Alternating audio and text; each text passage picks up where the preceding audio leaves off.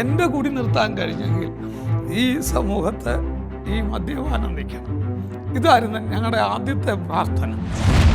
ഞങ്ങളൊക്കെ എന്ന് പറഞ്ഞാൽ ഒരു ഉടുപ്പോ തുണിയോ ഒന്നും ഞങ്ങളുടെ മേത്ത് വേണമെന്നില്ല. ഇപ്പോൾ ഏതിലേ വേണേലും ഞങ്ങൾ അങ്ങ് തിരിഞ്ഞങ്ങ് പോകും. അതിപ്പം ഒരു തോർത്ത് എടുത്തോണ്ടാന്ന് പറഞ്ഞാലും ഞങ്ങൾക്ക് ഈ കോട്ടയത്തും ചാനാശ്ശേരി കൂടെ ഒക്കെ ഞാൻ അങ്ങനെ പണ്ട് നടന്നിട്ടുള്ള വ്യക്തിയാണ്. ഈ 9 പേരിൽ 6 പേരും ഈ ഭൂമിയിൽ നിന്ന് മാറ്റപ്പെടാനാണ്. ഇന്ന് ആ കൂട്ടത്തിൽ 3 പേരേ ഉള്ളൂ. ഇന്ന് അവരെന്നെ കാണുമ്പോൾ തലയെ കെട്ടെടുക്കും. എന്നെ കാണുമ്പോഴത്തേക്കിന് വലിയ സന്തോഷമാണ്. ദൈവത്തിൻ്റെ മഹത്വം ആ നിലയിൽ ആ ദേശം കാണാൻ. ഈ കാണുന്ന മനുഷ്യനൊന്നും അല്ലായിരുന്നു. ആളിത്രേ ഉള്ളായിരുന്നെങ്കിലും ഞാൻ അവിടുത്തെ ഒരു കൊട്ടേഷൻ്റെ ടീമിൽ പ്രവർത്തിച്ചുകൊണ്ടിരുന്നു. ഞാൻ പറഞ്ഞല്ലോ, ചാരായം ബാറ്റിൻ്റെ ഒരു മെയിൻ ലീഡറായിട്ട് വർക്ക് ചെയ്തു. ശരിക്കും സുവിശേഷം എന്ന് പറയുന്നത് ഒരു മതം മാറ്റമാണെന്ന് സമൂഹം പറയുന്നു, ലോകം പറയുന്നു. ശരിക്കും പറഞ്ഞാൽ അത് മതം മാറ്റമല്ല, ഒരു മനം മാറ്റമാണ്. എന്നെപ്പോലൊരു മനുഷ്യന് ഇങ്ങനെ ഇരുന്ന് പറയാൻ ഇടയായി എന്ന് പറയുന്നത് ലോകാത്ഭുതങ്ങളിൽ തന്നെ. കാരണം മറ്റാരേക്കാളും ഉപരി ഞാൻ ആരായിരുന്നെന്ന് എനിക്കറിയാം. അപ്പോൾ അതുകൊണ്ടാണ് ഞാൻ അങ്ങനെ പറയാനായിട്ട് സാധിച്ചത്. ദൈവം യേശുക്രിസ്തു തന്നെയാണ് മനുഷ്യന് രൂപാന്തരം വരുത്തുവാൻ. ഒരു സ്വഭാവമുണ്ട്. രാവിലെ എഴുന്നേറ്റ് കിടക്കുന്നിടത്ത് എഴുന്നേറ്റിരുന്ന് ഒരു കഞ്ചാവ് വീടി തീർത്ത് വലിക്കണം. എന്നിട്ടേ ഞാൻ കടുങ്കാപ്പി കുടിക്കത്തുള്ളൂ. അതിന് പുറകെ പിന്നെ ചാരായമാണ് കുടിക്കുന്നത്. അപ്പോൾ ഒരു മനുഷ്യൻ്റെ പ്രഭാതത്തിലെ ദിനചര്യങ്ങളായിരുന്നു. ഒരു ദിവസം നോക്കിയപ്പം തലച്ചോട്ടിൽ കഞ്ചാവില്ല. ഭാര്യ ഇങ്ങനെ കടുങ്കാപ്പിയുമായിട്ട് വന്നു. ഈ ചൂട് തിളച്ച വെള്ളമല്ലേ ഇങ്ങോട്ട് മേടിച്ച് പുള്ളിക്കാരത്തിയുടെ മുഖത്തോട്ടങ്ങ് ഒഴിച്ചു.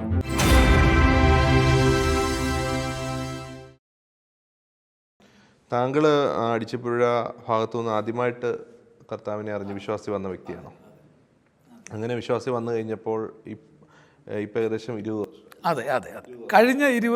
കഴിഞ്ഞ ജനുവരി മാസം 9 ആയപ്പോൾ 20 വർഷം. ഈ 20 വർഷത്തിനിടയിലുണ്ടായ ഒരു മാറ്റം ഒന്ന് പറയാം.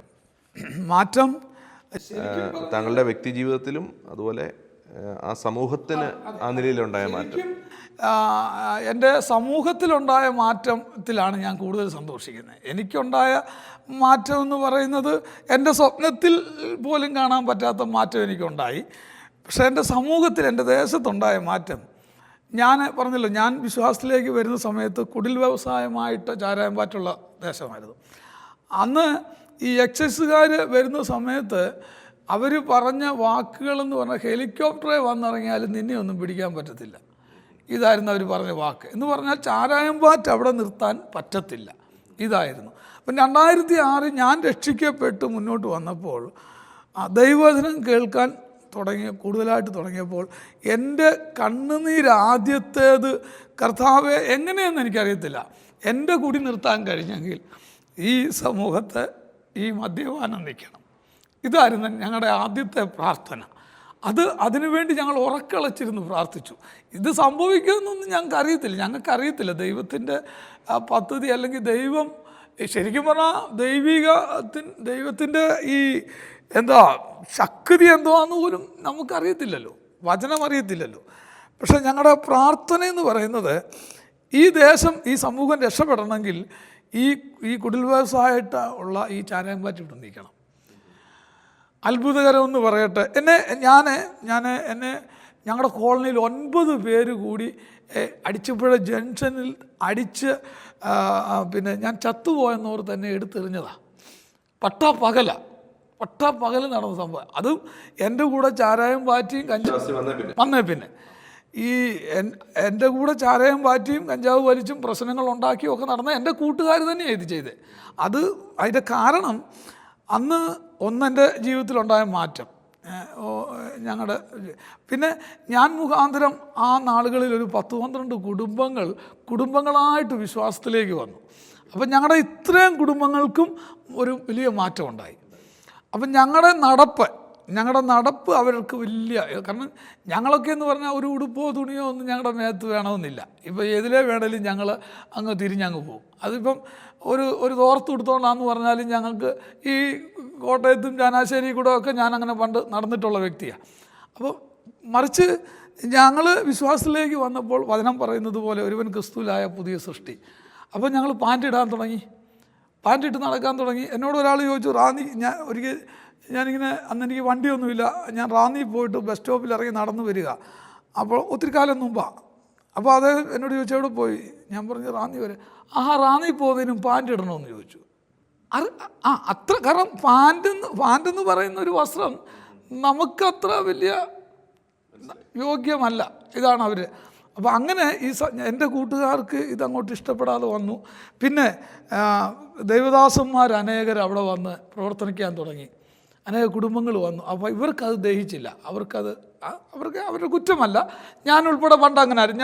ഞാൻ പാസ്റ്റർമാരെയൊക്കെ ചീത്ത വിളിക്കുകയും ഓടിക്കുകയൊക്കെ ചെയ്തിട്ടുള്ളൊരു വ്യക്തിയാണ് ഞാൻ. അപ്പം അവർ ചെയ്ത് തെറ്റാന്ന് അവരുടെ ഭാഗത്ത് ചിന്തിക്കുമ്പോൾ നമുക്ക് പറയാനൊക്കത്തില്ല. അങ്ങനെ എന്നെ അടിച്ച് അവിടെ ഇടുകയൊക്കെ ചെയ്യും. വിദേശക്കാർ അവിടെ പിന്നെ എന്നോട് കുറേ സ്ത്രീജനങ്ങൾ പറഞ്ഞു. അന്ന് അവിടുത്തെ കൊട്ടേഷൻ ടീമാണ് അവർ, എനിക്കറിയാം കൊട്ടേഷൻ ടീമുകളാണ്. അപ്പോൾ അവർ പറഞ്ഞു നമുക്ക് ഇവരുടെ പേര് കേസ് കൊടുക്കാം സഹോദരൻ. അപ്പോൾ എൻ്റെ ജീവിതത്തിലെ മാറ്റം അവിടെ സ്ത്രീജനങ്ങൾക്ക് ഒരുപാട് താല്പര്യമായിരുന്നു, അവർക്കൊരാശ്വാസമായിരുന്നു. സ്ത്രീജനങ്ങൾ എന്നോട് വലിയ താല്പര്യമായി.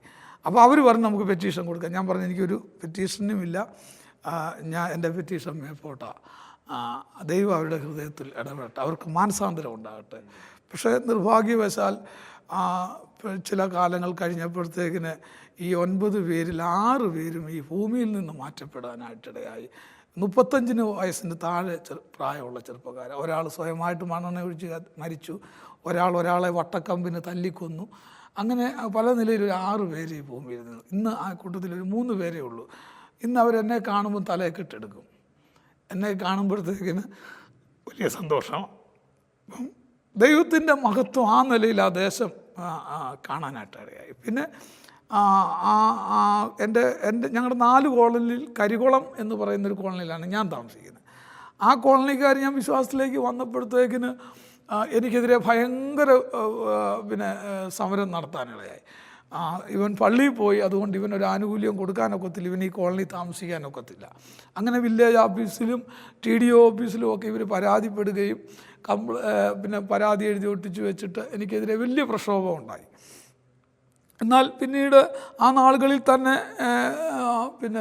ആദിവാസികൾക്ക് ഏത് മതവും സ്വീകരിക്കാമെന്നുള്ള സുപ്രീം കോടതിയുടെ ഉത്തരവിൻ്റെ മനോരമയുടെ ഒരു പത്ര കട്ടിങ് എവിടുന്നോ ദൈവദൂതൻ എൻ്റെ കൈ കൊണ്ടുവന്ന് തന്നു. അപ്പോൾ അതുമായിട്ട് ഞാനിങ്ങനെ മുന്നോട്ട് പോയി. കുറേ കഴിഞ്ഞപ്പോഴത്തേക്കിന് ഈ ജനത്തിന് മനസ്സിലായി അവർ പറഞ്ഞത് തെറ്റും ഞാൻ പറഞ്ഞത് ശരിയുമാണെന്ന്. അതിന് കാരണമുണ്ട്. ഞാൻ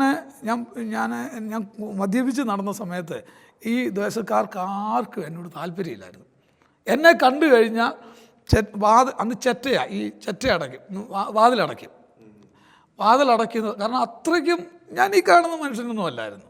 ആളിത്രയേ ഉള്ളായിരുന്നെങ്കിലും ഞാൻ അവിടുത്തെ ഒരു കൊട്ടേഷൻ്റെ ടീമിൽ പ്രവർത്തിച്ചുകൊണ്ടിരുന്നു. ഞാൻ പറഞ്ഞല്ലോ, ചാരായം ബാറ്റിൻ്റെ ഒരു മെയിൻ ലീഡറായിട്ട് വർക്ക് ചെയ്തുകൊണ്ടിരുന്ന. അതുകൊണ്ട് സമൂഹത്തിലെ ജനങ്ങൾക്കെല്ലാം എന്നോട് വെറുപ്പായിരുന്നു. എന്നാൽ അങ്ങനെയുള്ളൊരു വ്യക്തി വിശ്വാസ ജീവിതത്തിലേക്ക് വന്നപ്പോൾ ഞാൻ പിന്നെ അനേകർക്കൊരു സഹായിയായിട്ട് മാറാനിടയായി.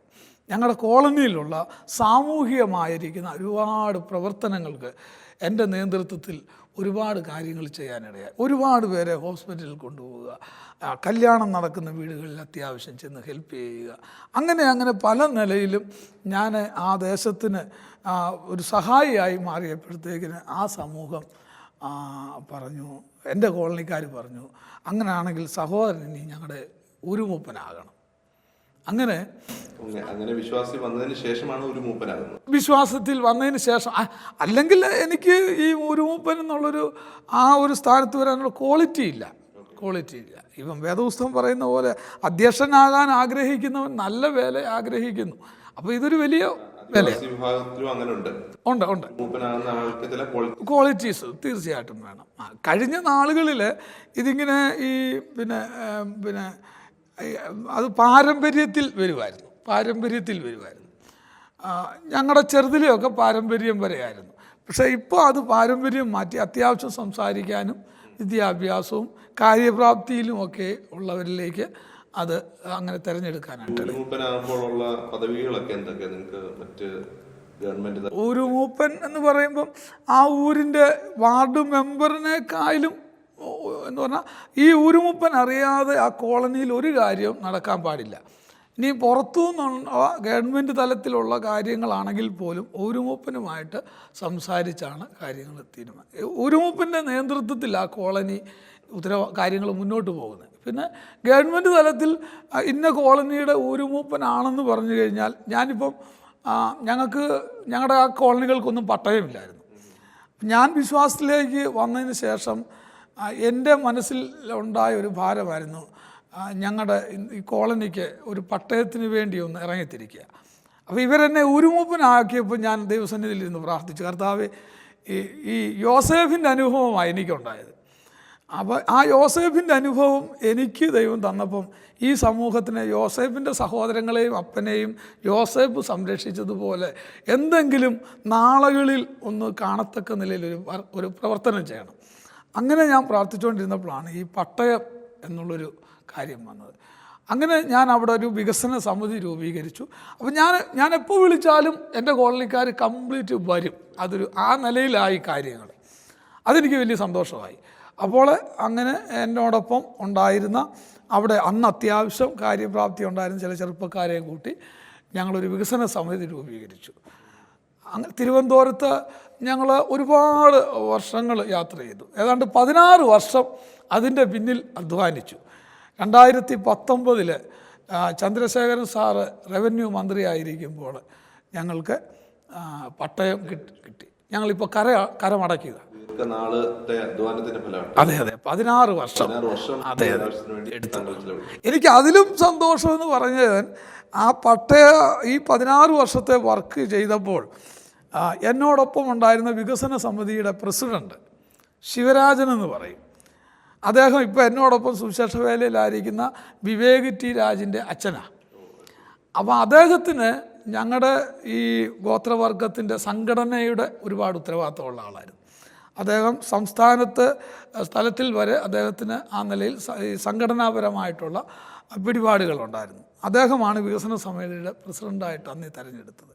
അപ്പം ഞങ്ങൾ രണ്ടുപേരുമാണ് അധികം നാളുകളും ഈ കാര്യങ്ങൾക്ക് വേണ്ടി. അന്ന് എനിക്കൊരു 2 വീലർ ഉണ്ടായിരുന്നു.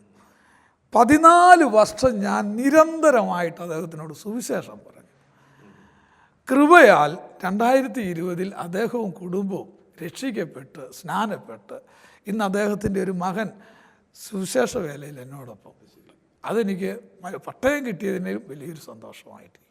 മറ്റൊരു കാര്യം, താങ്കൾ സാധാരണ സുവിശേഷ പ്രവർത്തകരിൽ നിന്ന് വ്യത്യസ്തമായി മറ്റ് ചില പണികൾ കൂടെ മരങ്ങളൊക്കെ വെട്ടാൻ പറയാം. അത് ഒരു വലിയ വിപ്ലവം സൃഷ്ടിച്ച ഒരു വിഷയമാണ്. അതിൻ്റെ കാരണം, ഞാൻ റാന്നി സിയോൺ കുന്നിൽ 2011 എൻ്റെ മാതൃസഭ 2015 വരെ അവിടെ ആ റാന്നിയിലുള്ള പ്രവർത്തനങ്ങളിൽ വളരെ സജീവമായി അവിടെയുള്ള ദൈവമക്കളോട് ഒന്നിച്ച് നിന്നൊരു വ്യക്തിയാണ്. അപ്പം അവിടെ BGF എന്ന് പറയുന്ന ഒരു സംഘടന പ്രവർത്തനമുണ്ട് നമ്മുടെ ഇടയിൽ. അതിൻ്റെ സജീവ പ്രവർത്തകനായിരുന്നു ഞാൻ. അപ്പോൾ തന്നെ ഞാൻ പറഞ്ഞല്ലോ, ഞാൻ ഈ 2006 വിശ്വാസത്തിലേക്ക് വന്നു. ചില നാളുകൾ സ്നാനപ്പെട്ട് കഴിഞ്ഞപ്പോൾ അടിച്ചുപുഴയിൽ നിന്ന് ചില കുടുംബങ്ങൾ വന്നു.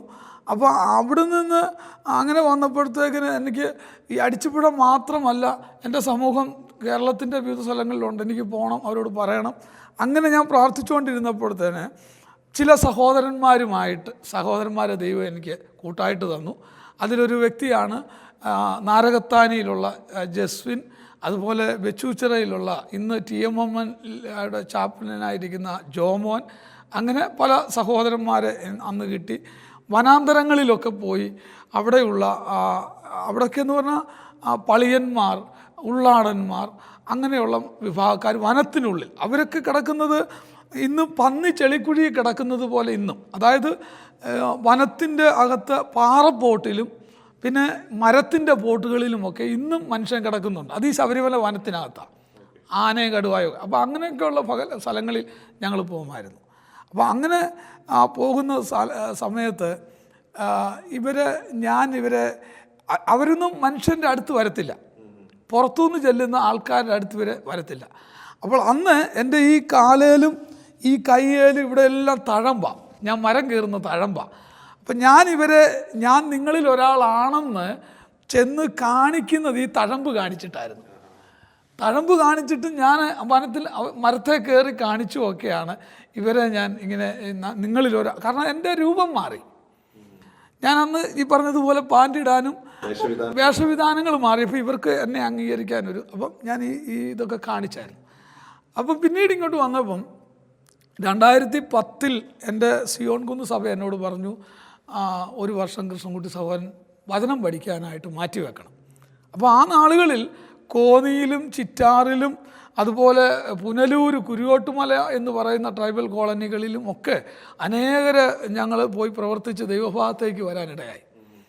അപ്പോൾ അതൊക്കെ എനിക്ക് ഭയങ്കര ആവേശമായി. ആവേശം എന്ന് പറഞ്ഞാൽ ഒന്നിനും കൊള്ളാതെ കിടന്ന എന്നിലൂടെ ദൈവം ഇങ്ങനെ ചെയ്യുന്നല്ലോ, അതെനിക്ക് ഭയങ്കര ആവേശം. അപ്പം സഭ എൻ്റെ ഈ ആത്മീയ തീഷ്ണത കണ്ടിട്ടായിരിക്കാം സഭ എന്നോട് ഇങ്ങോട്ട് ആവശ്യപ്പെട്ടു. അന്ന് എനിക്ക് ഹൈസ്കൂളിൽ പോകാനുള്ള യാതൊരു സാധ്യതയുള്ള സമയമല്ല, എന്നാൽ സഭ പറഞ്ഞപ്പോൾ പോയി. അപ്പോൾ അവിടെ 1 വർഷം ചിലവഴിച്ച സമയത്തുള്ള എൻ്റെ പ്രാർത്ഥനയായിരുന്നു ഈ മറ്റൊരിടത്തൊരു സഭാ കൂടി വരവ് ഉണ്ടാകണം. അപ്പോൾ അങ്ങനെയാണ് ഞാൻ എൻ്റെ ബന്ധത്തിലുള്ള ആൾക്കാർ താമസിക്കുന്ന കറുകച്ചാലിനടുത്ത പാലമറ്റത്തേക്ക് എത്താനിടയായി.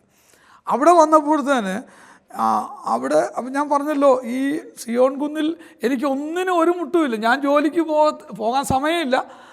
ഒരുപാട് ശുശ്രൂഷകൾ അവരോടൊന്നിച്ച് എല്ലാ ദിവസവും ഉണ്ട്. ആഴ്ചയിൽ 1 or 2 വല്ലതും പണിക്ക് ഞാൻ പോകും എന്നുള്ളതിലൊഴികെ ഒരു ജോലിയായിട്ട് അതിനെ അങ്ങനെ പോകുന്നില്ല. എന്നാൽ ഇവിടെ വന്നപ്പോൾ ഇവിടെയുള്ള സഹോദരന്മാർ മുഴുവനും മദ്യപാനികളാണ്. ഞങ്ങളുടെ ആൾക്കാർ ഇവർ വെളുപ്പിനെ വീട്ടിൽ നിന്ന് ഇറങ്ങിപ്പോയാൽ പാരാത്രിക്കാണ് കയറി വരുന്നത്. അപ്പം പകൽ മൊത്തം കിട്ടുന്ന കാശിനും കള്ളും കുടിച്ചും ഒക്കെ ആയിട്ട്. അപ്പം ഇവരോട് നോർമലിൽ സ്വബോധത്തോടെ സുവിശേഷം പറയാൻ ഒരു മാർഗവുമില്ല. അപ്പോൾ അങ്ങനെ ഇരുന്നപ്പോൾ ഒരു സഹോദരൻ, സന്തോഷം എന്ന് പറയുന്ന ഒരു സഹോദരനെ ദൈവം എൻ്റെ മുമ്പിൽ എത്തിച്ചു. അദ്ദേഹം രക്ഷിക്കപ്പെടാനിടയായി. അപ്പോൾ അദ്ദേഹവുമായിട്ട് ഞാൻ പാലമറ്റത്ത് അദ്ദേഹത്തിൻ്റെ വീട്ടിലിരുന്ന്, അദ്ദേഹം ഇതുപോലെ തൂങ്ങിച്ചാകാനായിട്ട് അദ്ദേഹത്തിൻ്റെ വീട്ടിൽ തൂങ്ങിച്ചാകാൻ ഒരുങ്ങിയപ്പോൾ നാട്ടുകാരൊക്കെ ചെന്ന് അഴിച്ച് അദ്ദേഹത്തെ രക്ഷിച്ച് ഇവിടെ ഒരു സെൻട്രലിൽ ചെന്ന് മദ്യപാനം നിർത്തിയിട്ട് ഇറങ്ങി വരുമ്പോൾ എൻ്റെ ഇറമ്പിൽ വരുന്നത്.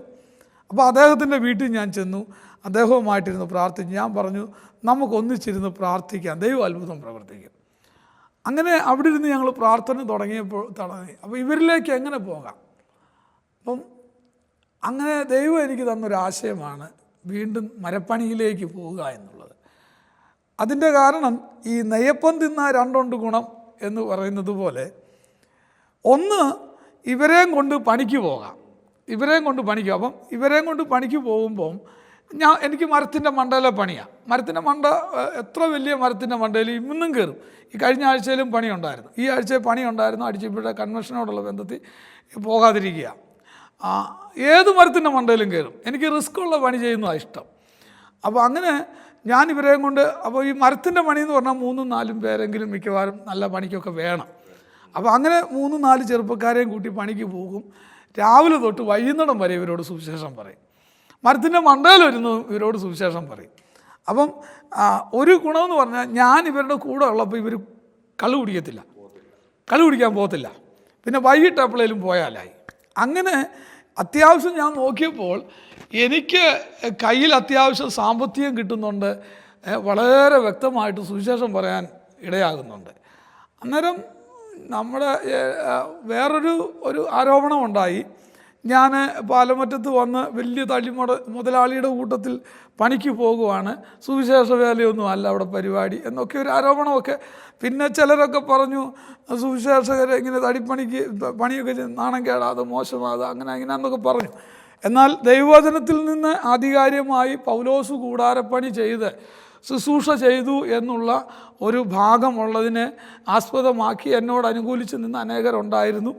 പിന്നീട് പലരും പാലമറ്റത്ത് വന്ന് ഞാൻ സുവിശേഷ വേല ചെയ്യുന്നുണ്ടെന്നുള്ളത് നേരിട്ട് കണ്ട് ബോധ്യമാക്കാനും ഇടയായി. അങ്ങനെ അവിടെ ഒരു 7 കുടുംബങ്ങൾ മുന്നോട്ട് വന്നു. 7 കുടുംബങ്ങൾ മുന്നോട്ട് വന്നപ്പോൾ ഞാൻ അവിടെ മറ്റൊരു സഭയിൽ അവരെ ആക്കിയെങ്കിലും കുറേ കഴിഞ്ഞപ്പോൾ അവർ തന്നെ ഇങ്ങോട്ട് ആവശ്യപ്പെട്ടു. അപ്പോൾ എനിക്ക് പുനലൂർ ഒരു പ്രവർത്തനം ഉണ്ടായിരുന്നു. അവിടെ ഒരു കൂടിവരവ് തുടങ്ങാനായിട്ട് കാര്യങ്ങൾ ക്രമീകരിച്ചുകൊണ്ടിരിക്കുക. അന്നേരം ഇവർ പറഞ്ഞു നമുക്ക് ഞങ്ങളുടെ കോളനിയിൽ തന്നെ ഒരു കൂടിയൊരു വേണം. അങ്ങനെ 2015 ഞാൻ ഇവിടെ വീണ്ടും വന്ന് 2015 പാലമറ്റത്ത് ഒരു സഭ ആരംഭിക്കാനിടയായി. അങ്ങനെ പണിയിലൂടെ ഈ ആത്മാക്കൾ മുന്നോട്ട് വരാനിടയായി. ഈ സഹോദരന്മാർ അപ്പം എന്നോട് പറയും, പാസ്റ്റർ എത്രയോ പേര് കുടിക്കുന്നുണ്ട്, നമുക്ക് മണമില്ലാത്തതൊക്കെ മേടിക്കാം, പാസ്റ്റർ ഒരു ശകലം അടിക്കാം എന്നൊക്കെ ഇവർ എന്നെ ഇങ്ങനെ സോപ്പിടും. ഞാൻ പറഞ്ഞു അതൊന്നും വേണ്ട, എനിക്ക് വേണമെങ്കിൽ നിങ്ങളുടെ ഒത്താശയൊന്നും വേണ്ടല്ലോ, ഞാൻ ജോലി ചെയ്യുന്നുണ്ടല്ലോ. അപ്പോൾ അങ്ങനെ ഇവർക്ക് എൻ്റെ അനുഭവം, എൻ്റെ സാക്ഷി ഇവർക്ക് ബോധ്യമായി. അവരിൽ പലരും മാനസാന്തരപ്പെട്ട് മുന്നോട്ട് വന്നു. അങ്ങനെ പിന്നെ ഞാൻ എൻ്റെ റാന്നി സിയോൺ കുന്നിൽ ഇതെല്ലാം ഞാൻ സിയോൺ കുന്ന് അറിയാതെ ഒരു കാര്യവും ചെയ്യത്തില്ല. ഇന്നും എൻ്റെ മാതൃസഭ അറിയാതെ ഒരു വർക്കും ഞാൻ ചെയ്യുന്നില്ല. അപ്പോൾ അങ്ങനെ സഭ ഈ കാര്യം പറഞ്ഞപ്പോഴത്തേന് കർത്താവിൻ്റെ ദാസൻ ചാൾസ് ജോണച്ചാന് പറഞ്ഞു, അങ്ങനെയാണെങ്കിൽ കൃഷ്ണൻകുട്ടി തന്നെ അവരുടെ സ്നാനം നടത്തണം എന്ന് പറഞ്ഞു. അങ്ങനെ ഇവരെ സിയോൺ കുന്നിൽ കൊണ്ടുവന്ന് സിയോൺ കുന്ന് സഭയിലാണ് ഇവരെ സ്നാനപ്പെടുത്തിയത്. അപ്പോൾ പിന്നീട് പല ബുദ്ധിമുട്ട് ഘട്ടങ്ങളിലും ഈ ആയുധം ഞാൻ എടുക്കാനായിട്ട് പ്രേരണയായി. അപ്പോൾ അങ്ങനെ അടിച്ചുപുഴ ഞാനിവിടെ ആരാധന തുടങ്ങിയപ്പം ഇവിടെ അങ്ങ് വീട് വാടകയ്ക്ക് എടുത്ത് ഇവിടെ താമസമായി. സിയോൺ കുന്നിലേക്ക് അടിച്ചുപുഴയിലുള്ളവർ ആരാധനയ്ക്ക് പോയിക്കൊണ്ടിരിക്കുക. അന്നും അടിച്ചുപുഴയിൽ ഒരു ആരാധന കൂടി വേണമെന്നുള്ളത് എൻ്റെ വലിയ ആഗ്രഹവും പ്രാർത്ഥനയുമായിരുന്നു. അപ്പോൾ അങ്ങനെ കോവിഡ് വന്നപ്പോഴാണ് ഞാനിവിടെ വീട് വാടകയ്ക്ക് ഒഴിഞ്ഞിട്ട് അടിച്ചുപുഴയിലേക്ക് പോയത്. അപ്പോൾ അവിടെ ആ സമയത്ത് ഞാൻ പറഞ്ഞല്ലോ 14 വർഷം സംസാരിച്ചുകൊണ്ടിരുന്നതാണ് ശിവരാജൻ എന്ന് പറയുന്നൊരു ഫാമിലി. അദ്ദേഹം സംഘടനയുടെയൊക്കെ വലിയ ആളും ഞങ്ങളുടെ ഗോത്രത്തിൻ്റെ ആചാരങ്ങളും കലാരൂപങ്ങളും ഒക്കെ വളരെ കൊണ്ടാടുന്ന ഒരു മനുഷ്യനായിരുന്നു, വിവേകിൻ്റെ അച്ഛൻ. അപ്പോൾ അദ്ദേഹത്തിന് വീട്ടിൽ ചില പ്രയാസങ്ങളുണ്ടായി. എന്നിലൂടെ ദൈവം അതിനൊരു പരിഹാരം കാണാനും അദ്ദേഹവും കുടുംബവും രക്ഷിക്കപ്പെട്ടു വരാനും ഇടയായി. അപ്പോൾ ദൈവാത്മാവ് എന്നോട് ഇടപെട്ടത് അടിച്ചുപുഴയിൽ ഒരു കൂടിവരവിൻ്റെ സമയമാണ് എന്നുള്ളതാണ്. അങ്ങനെ കോവിഡ് കഴിഞ്ഞപ്പോഴത്തേക്കിന് അവിടെ അടിച്ചുപുഴയിലും കൂടിവരവ് ആരംഭിക്കാനിടയായി. അന്നേരം അവിടെ ഞാൻ ചെയ്തത് അതുകൊണ്ട് ഇപ്പോഴും ഈ തൊഴിൽ ഞാൻ നിർത്തിയിട്ടില്ല. കാരണം അവിടെ ഞാൻ നോക്കിയപ്പോൾ ഞാൻ പറഞ്ഞല്ലോ, ഈ ചെറുപ്പക്കാരെ തടിപ്പണിക്കാരാണ് ഞങ്ങളുടെ ഇടയിൽ കൂടുതലും. അപ്പോൾ ഇവരെ നമുക്ക് നോർമലി കിട്ടത്തില്ല. പിന്നെ ഞാൻ പണിക്ക് കൊണ്ടുപോകുമ്പം ഇവർ മദ്യപിക്കത്തില്ല. അപ്പോൾ ഇന്നും ഞാൻ അതൊരു ശുശ്രൂഷയുടെ ഭാഗമായിട്ട് എടുത്തേക്കുക. കാരണം ആഴ്ച 2-3 ദിവസമെങ്കിലും ഇപ്പം പണിക്ക് പോകുമ്പോൾ കഴിവതും പുതിയ ആൾക്കാരെ കൊണ്ടുപോയി അല്പമെങ്കിലും ഒരു പുരോഗമന ചിന്താഗതിയും നന്നായി ജീവിക്കാൻ താല്പര്യമൊക്കെ ഉള്ള വ്യക്തികളാണ് എന്ന് തോന്നിയാൽ അവരോട് എല്ലാവരോടും സുവിശേഷം പറയും. എന്നാൽ സുവിശേഷം അംഗീകരിക്കുന്നവരെ നിരന്തരമായിട്ട് കൊണ്ടുപോകും. അവർക്ക് അങ്ങനെ ഇന്ന് അനേകർ എൻ്റെ കൂടെ ഉള്ള സഭയിലുള്ളവർ പലരും അങ്ങനെ വന്നവരാണ്. താങ്കളുടെ കുടുംബത്തെക്കുറിച്ച് പറഞ്ഞു, ഭാര്യ സുമ. അതെ. മക്കള് എനിക്ക് മൂത്ത മോള് സുരഭി, മോള് നേഴ്സിംഗ് കല്യാണം കഴിഞ്ഞു, ഒരു കുഞ്ഞുണ്ട്. നേഴ്സിംഗ് കഴിഞ്ഞ് ഇപ്പോൾ കോഴഞ്ചേരിയിൽ ഒരു പ്രൈവറ്റ് ഹോസ്പിറ്റലിൽ ജോലി ചെയ്തുകൊണ്ടിരിക്കുക. രണ്ടാമത്തെ മോള് ഇപ്പോൾ ഈ വർഷം BSc നേഴ്സിംഗ് 3-ാം വർഷം അടൂര് ഹോളി ക്രോസ് എന്ന് പറയുന്ന കോളേജിൽ പഠിച്ചുകൊണ്ടിരിക്കുന്നു. മൂന്നാമതൊരു മോനാണ്, അവൻ 5-ാം ക്ലാസ്സിൽ ഈ വർഷം പഠിക്കുന്നു. മുന്നോട്ട് താങ്കളുടെ ഒരു ദർശനം എന്താ? എൻ്റെ ഈ 20 വർഷം ഞങ്ങളുടെ ഇടയിലുള്ള സുവിശേഷ വേലയോടുള്ള ബന്ധത്തിൽ ഞാൻ മനസ്സിലാക്കിയത്, പലപ്പോഴും വിശ്വാസ ജീവിതം ത്യജിച്ച് കളയത്തക്ക നിലയിലുള്ള അനുഭവങ്ങൾ എൻ്റെ ജീവിതത്തിലുണ്ടായിട്ടുണ്ട്. ഞാൻ പറഞ്ഞല്ലോ, ഞാൻ വളരെ ആർഭാടമായിട്ട് സന്തോഷത്തോടെ യാതൊരു ടെൻഷനും ഇല്ലാതെ ജീവിച്ചൊരു മനുഷ്യനാണ്. പക്ഷേ ഇന്ന് സമാധാനം മൊത്തം പോയി, ഉറക്കവും പോയി, ആഹാരം കഴിക്കാൻ പോലും സമയമില്ലാത്ത നിലയിലാണ് പോയിക്കൊണ്ടിരിക്കുന്നത്. അതിൻ്റെ കാരണം ഞങ്ങളുടെ ഇടയിൽ ഈ ആൾക്കാരുടെ ഈ അധപതനമാണ്. ഇവരെ നയിക്കുക എന്ന് പറയുന്നത് വലിയ പാടാണ്. എൻ്റെ പ്രാർത്ഥന എന്ന് പറയുന്നത്, ഒന്ന് സമൂഹത്തിൽ നിന്ന് അനേകർ കർത്താവിനെ കണ്ടുമുട്ടണം, സ്ഥലസഭകളുണ്ടാവണം. ഞങ്ങളുടെ പ്രദേശങ്ങളിൽ സ്ഥലസഭകളുണ്ടാവണം. അപ്പോൾ തന്നെ ചെറുപ്പക്കാരായിട്ടുള്ള അല്ലെങ്കിൽ ആത്മഭാരമുള്ള അനേക സഹോദരന്മാർ കർത്താവിൻ്റെ വേലയ്ക്ക് വരണം. ഇത് രണ്ടുമായി എൻ്റെ ഏറ്റവും വലിയ പ്രാർത്ഥന. അങ്ങനെ സമൂഹത്തിലേക്ക് ഇറങ്ങി അവരോട് കർത്താവിനെ കുറിച്ച് പറയുമ്പോൾ ആ സമൂഹത്തിനൊരു വലിയ രൂപാന്തരം, മാറ്റം. പുറത്തുള്ള ആൾക്കാരെ പലരും അംഗീകരിക്കത്തില്ല എന്ന് പറയാൻ മറ്റൊരു കാര്യം കൂടെ ഉണ്ട്. ഞാനിങ്ങനെ ഒരു ഇൻ്റർവ്യൂ ആദ്യമായിട്ടാണ്. എൻ്റെ ഈ ഇൻ്റർവ്യൂവിൽ എനിക്കത് പറയാൻ പറ്റുമോ എന്ന് എനിക്കറിയത്തില്ല. എൻ്റെ അനുഭവത്തെങ്കിൽ ഈ നമ്മുടെ സമൂഹത്തെ അംഗീകരിക്കാൻ വലിയ ബുദ്ധിമുട്ടാണ്. അത് നമ്മുടെ ഇപ്പം വിശ്വാസി സമൂഹത്തിൻ്റെ കുഴപ്പമാണെന്ന് ഞാൻ പറയത്തില്ല, ഞങ്ങളുടെ ഈ ആദിവാസി സമൂഹത്തിൻ്റെ കുഴപ്പമാണെന്നും പറയാൻ ബുദ്ധിമുട്ടാണ്. കാരണം ഇവർ ജനിച്ച് ജീവിച്ച് വളർന്നത് അവരിൽ തന്നെ ഒതുങ്ങി നിന്നുകൊണ്ടാണ്, സമൂഹവുമായിട്ട് അധികം ബന്ധമില്ല. അതുകൊണ്ട് ഇന്നും ഈ പൊതുസമൂഹത്തെ ഉൾക്കൊള്ളുക എന്ന് പറയുന്നത് ഇവർക്ക് അത്രത്തോളം അങ്ങോട്ട് അംഗീകരിക്കാൻ പറ്റുകയില്ല. പിന്നെ നമ്മുടെ ഈ വിശ്വാസകോളത്തിലും ഇവരെ ഇങ്ങനെ ഒരു ചിന്താഗതിയിലായതുകൊണ്ടായിരിക്കാം ഇവരിലേക്ക് ഇറങ്ങിച്ചെല്ലാൻ ഇവർക്കും അതിൻ്റെ ഒരു കാര്യം. ഇന്ന് പല സ്ഥലങ്ങളിലും ഞാൻ പറഞ്ഞല്ലോ വണ്ടി ചെല്ലാത്ത സ്ഥലമുണ്ട്. ഇപ്പം കയറി ചെന്ന് കഴിഞ്ഞാൽ ഒരു വീട്ടിൽ ഞാൻ ഈ അടുത്തിടയ്ക്ക് ഒരു വീട്ടിൽ ചെന്നു. അടുത്തൊരു വീട്ടിൽ ഒരു കോളനിയിലാണ്. അവിടെ ഞാനും ഉണ്ട്, ഭാര്യയുണ്ട്, വേറെ 2-3 സഹോദരന്മാരുണ്ട്. ഞാനത് വീഡിയോ പിടിച്ച് എൻ്റെ കയ്യിൽ വെച്ചിട്ടുണ്ട്. അതിനൊരു കാരണം, ഞങ്ങൾ 3-4 പേര്, വീടെന്ന് പറഞ്ഞാൽ ഒരു അത്യാവശ്യം വീടെന്നൊക്കെ പറയാം എന്നുള്ള ഒരു കോഴിക്കോട് ആ സാഹചര്യമാണ്. അപ്പോൾ അവിടെ ഞങ്ങൾ കയറി നിൽക്കുക. ഞങ്ങളെ ഒന്ന് ഇരുത്താൻ ആ വീട്ടിലൊരു കസാര പോയിട്ടൊരു പായില്ല, ഒരു ചാക്കില്ല എന്ന് പറഞ്ഞാൽ ഇതെൻ്റെ പഴയ അനുഭവമാണ്, എൻ്റെ പഴയ അവസ്ഥയാണ്. അതുകൊണ്ട് എനിക്കത് ബുദ്ധിമുട്ടായിട്ട് തോന്നിയില്ല. ഇവിടെ ഈ കോട്ടയത്ത് തന്നെയാണ്, കോട്ടയം ടൗണിനടുത്താണ്. ഞങ്ങൾ കയറി നിൽക്കുക. അപ്പം ഞാൻ ആ വീട്ടുകാരനോട് പറഞ്ഞു, പിന്നെ സോര ഇരിക്കാനൊന്നുമില്ല. അപ്പം ആ വീട്ടുകാരന് ഭാര്യയോട് പറഞ്ഞു, എടി നീ അപ്പുറത്ത് പോയി ഒരു പായങ്ങി മേടിച്ചുകൊണ്ട് വരാൻ പറഞ്ഞു. അപ്പുറത്തെ വീട്ടിൽ നിന്ന് ഒരു പാ മേടിച്ചുകൊണ്ട് വരാൻ പറഞ്ഞു. അപ്പോൾ ആ വീട്ടിൽ എന്തില്ല, പായില്ല. അപ്പം ആ സഹോദരി അപ്പുറത്ത് ചെന്നൊരു പാ മേടിച്ചുകൊണ്ട് വന്ന് ഞാൻ ഈ പാ മേടിച്ച് നൂർത്ത് അങ്ങോട്ട് ഇടുകയാണ്. നൂർത്ത് ആ പാ ഇങ്ങോട്ട് ഇടുമ്പോഴത്തേന് ആ പായുടെ സെൻട്രൽ ഭാഗം ഒരു റൗണ്ട് ഇല്ല. അത്രയൊരു പായ ഇങ്ങോട്ട് വരുന്ന അയൽവക്കത്തുനിന്ന്. ഞാൻ പറഞ്ഞത് ഇതാണ് നമ്മുടെ ഈ സമൂഹത്തിൽ. അപ്പോൾ ഇതിനെ ഉൾക്കൊള്ളാൻ നമ്മുടെ മിഷണറിമാരായിരിക്കുന്ന അല്ലെങ്കിൽ നമ്മുടെ സമൂഹത്തിന് പലർക്കും ഒരുപക്ഷെ സാധിക്കുമോ എന്ന് എനിക്കറിയത്തില്ല. എൻ്റെ അനുഭവത്തിൽ ഞാൻ പറഞ്ഞാൽ വലിയ പാടാണ്. അപ്പോൾ എന്നെ ഉത്തേജിപ്പിക്കുന്ന ഒരു കാര്യം, ഈ സൂര്യൻ അസ്തമിക്കാത്ത രാജ്യത്തു നിന്ന്, ഇംഗ്ലണ്ടിൽ നിന്നും പല സ്ഥലങ്ങളിൽ നിന്നും ദൈവം എഴുന്നേൽപ്പിച്ച മിഷണറിമാർ കേരളത്തിലും ഇന്ത്യയിലും ഒക്കെ കടന്നു വരുമ്പോൾ, അത് ഒരു 100 വർഷത്തിന് പുറകിൽ കടന്നു വരുമ്പോൾ ഇന്ന് കാണുന്ന കേരളമോ ഇന്ത്യയോ ഒന്നും അല്ല. അന്ന് അവർക്കവിടെ എല്ലാ സമൃദ്ധിയും ഉണ്ടായിരുന്നു, ഇവിടെ വന്നപ്പോൾ ഒന്നുമില്ല. ഈ ഒന്നുമില്ലായ്മയിൽ ദൈവം അവരെ ബലപ്പെടുത്തി അവർ നിർത്തിയത് കൊണ്ടാണ് നമുക്കിന്ന് ഈ ഒരു ആർഭാടമായ അവസ്ഥ ഉണ്ടായത് എന്നാണ് ഞാൻ മനസ്സിലാക്കുന്നത്. അപ്പോൾ ഞാനതങ്ങ് ഏറ്റെടുക്കുക. ഞാനിന്ന് എൻ്റെ കോളനിയിൽ പോയാലും ഏതവസ്ഥയിലും പൊരുത്തപ്പെട്ടു പോകാൻ എനിക്ക് അതിന് മടിയൊന്നുമില്ല. അത് എനിക്ക് പ്രത്യേകിച്ച് ആഹാരം കഴിക്കുന്ന സമയമോ ഉറങ്ങുന്ന സമയമോ മറ്റ് എനിക്കൊരു ശരിക്കും പറഞ്ഞ ഒരു കൃത്യനിഷ്ഠയില്ലാത്ത മനുഷ്യനാണ്. കാരണം എനിക്കത് പറ്റത്തില്ലെന്ന് ഞാൻ മനസ്സിലാക്കി. അങ്ങനെ ദൈവം എന്നെ അയച്ചു ഞാനിങ്ങനെ പോയിക്കൊണ്ടിരിക്കുക. താങ്കളുടെ ജീവിതത്തിൽ വന്ന വലിയ രൂപാന്തരം മറ്റുള്ളവർക്ക് ഒരു വളരെ പ്രചോദനമാകട്ടെ എന്ന് പ്രാർത്ഥിക്കുകയാണ്.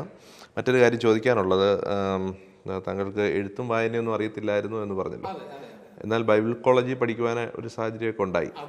അപ്പം ആ സമയത്ത് എങ്ങനെയാണ് അതൊരു ബുദ്ധിമുട്ട്? ശരിക്കും അതൊരു വലിയ ബുദ്ധിമുട്ടിൻ്റെ കാലമാണ്. ഞാൻ ഏത് ബൈബിൾ കോളേജിലാണ് പഠിച്ചത്? കുമ്പനാട് ബദനി ബൈബിൾ സ്കൂളിലാണ്. ഞാൻ ബൈബിൾ സ്കൂളിൽ പോകാൻ മടിച്ചതായിരുന്നു. കാരണം എനിക്ക് എഴുത്തും വായന അറിയത്തില്ലല്ലോ. അവിടെ ചെന്നിട്ട് ഞാൻ എന്തോ ചെയ്യാനാണ്. പിന്നെ വചനം കേട്ട ഒരു തീക്ഷ്ണതയാണ് നിലവിൽ അന്ന് വരെ ഉണ്ടായിരുന്നത്.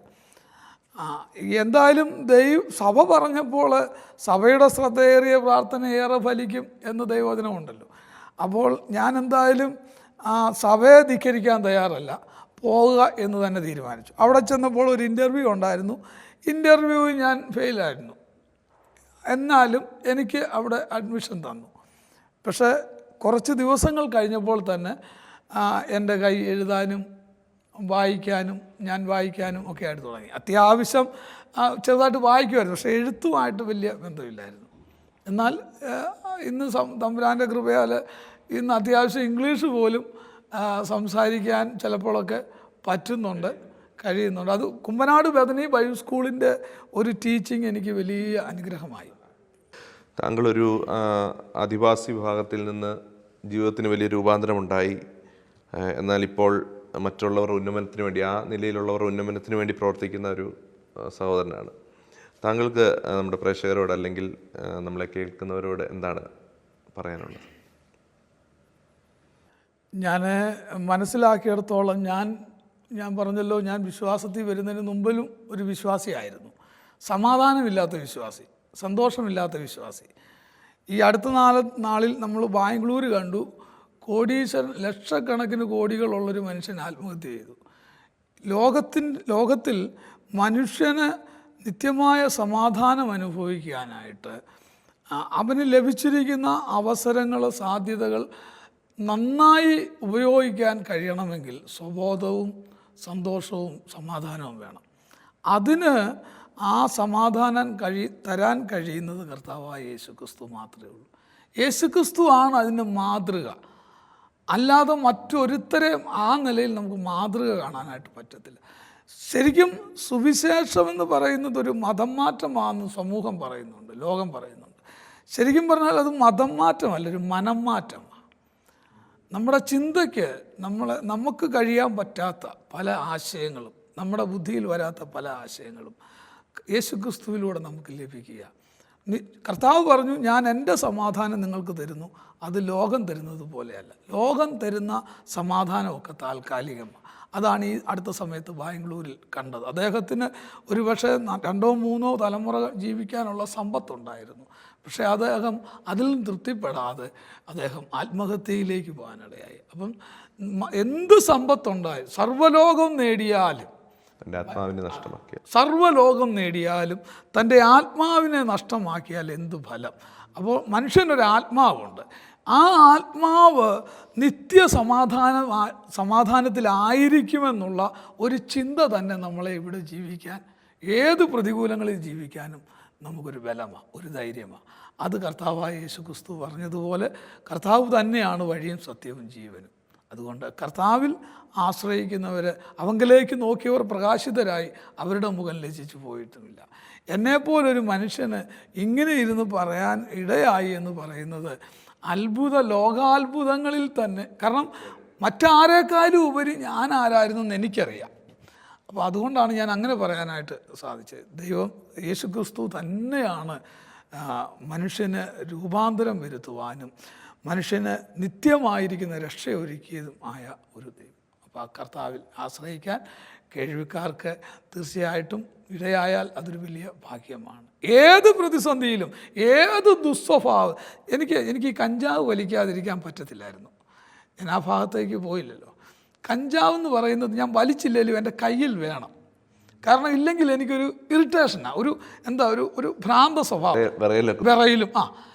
അത് വലിച്ചില്ലേലും എൻ്റെ കൈ വേണം. ഒരു ദിവസം ഞാനിപ്പോഴും ഓർക്കുന്നുണ്ട്, ഞാൻ കഴിഞ്ഞ തലേ രാത്രിയിൽ പൂസായിട്ട് വന്ന വഴി എൻ്റെ കഞ്ചാവ് കെട്ട് എങ്ങാണ്ടങ്ങ് പോയിട്ട് എനിക്കൊരു സ്വഭാവമുണ്ട്, രാവിലെ എഴുന്നേറ്റ് കിടക്കുന്നിടത്ത് എഴുന്നേറ്റിരുന്ന് ഒരു കഞ്ചാവ് ബീഡി തീർത്ത് വലിക്കണം.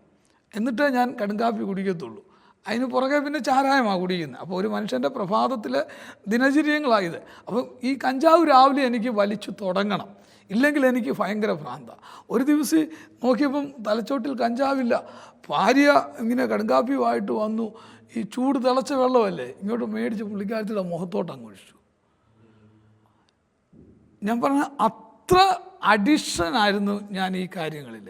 പക്ഷേ അങ്ങനെയുള്ളൊരു വ്യക്തിയുടെ ജീവിതമാണ് ഇങ്ങനെ രൂപാന്തരം. വേറെ ഒന്നും ചെയ്തില്ല, ഒരു മരുന്നിനോ ഒരു മന്ത്രവാദിക്കോ മറ്റൊരു കാര്യത്തിനും പോയില്ല. യേശു കർത്താവ് എൻ്റെ പാപത്തിൻ്റെ പരിഹാരത്തിനായിട്ട് മരിച്ചു, അടക്കപ്പെട്ടു, ഉയർത്തെഴുന്നേറ്റു. അത് ഞാൻ വിശ്വസിക്കുന്നു. എൻ്റെ പാപങ്ങൾ എന്നോട് ക്ഷമിക്കണമേ, എന്നെയും അങ്ങയുടെ ഒരു മകനാക്കി തീർക്കണമേ എന്ന് കണ്ണുനീരോടെ പ്രാർത്ഥിച്ചു. അത് ചുമ്മാ പറയുകയല്ലായിരുന്നു, എൻ്റെ ചങ്ക് പൊട്ടി അങ്ങ് പറയുകയായിരുന്നു. വേറെ എനിക്ക് രക്ഷയില്ല. ചങ്ക് പൊട്ടി നിലവിളിച്ചുകൊണ്ട് ഞാനത് കർത്താവിനോട് പ്രാർത്ഥിച്ചു. ആ ക്ഷണമാണ്, ആ സമയമാണ്, ക്ഷണമാണ് എന്നെ ഇവിടം വരെ എത്തിച്ചത്. ഒരുവൻ ക്രിസ്തുവിലായാൽ അവൻ പുതിയ സൃഷ്ടിയാകുന്നു, പഴയത് കഴിഞ്ഞുപോയി, എല്ലാം പുതുതായി തീർന്നിരിക്കുന്നു. ഇത് ബൈബിളിലൊരു വാക്യമാണ്. അതിനൊരു നേർ സാക്ഷ്യമാണ് നാം ഇതുവരെ ലൈഫ് ഫോക്കസിലെ പ്രേക്ഷകർ കേട്ടുകൊണ്ടിരുന്നത്. കൃഷ്ണൻകുട്ടി എന്ന വ്യക്തിയുടെ ജീവിതത്തിൽ കർത്താവായ യേശു ക്രിസ്തു വരുത്തിയ മാറ്റം എത്ര വലുതാണ്. ഞങ്ങളെ കേൾക്കുന്ന പ്രേക്ഷകർക്കും ആ നിലയിൽ നിങ്ങളുടെ ജീവിതത്തിന് രൂപാന്തരപ്പെടുത്തുവാനായിട്ട് കർത്താവായ യേശു ക്രിസ്തുവിനെ കൊണ്ട് സാധിക്കും. യേശു ക്രിസ്തുവിന് മാത്രമേ സാധിക്കുകയുള്ളൂ. ഞങ്ങളെ കേൾക്കുന്ന പ്രേക്ഷകർക്ക് അതിന് ഇടവരുത്തട്ടെ എന്ന് ഞങ്ങൾ പ്രാർത്ഥിക്കുന്നു. ഇതുവരെ ഞങ്ങളോടൊപ്പം കടന്നു വന്ന് പ്രേക്ഷകരോട് അനുഭവങ്ങൾ പങ്കുവച്ചതിന് ലൈഫ് ഫോക്കസിൻ്റെ ഭാഗത്തുനിന്ന് നന്ദി അറിയിക്കുകയാണ്.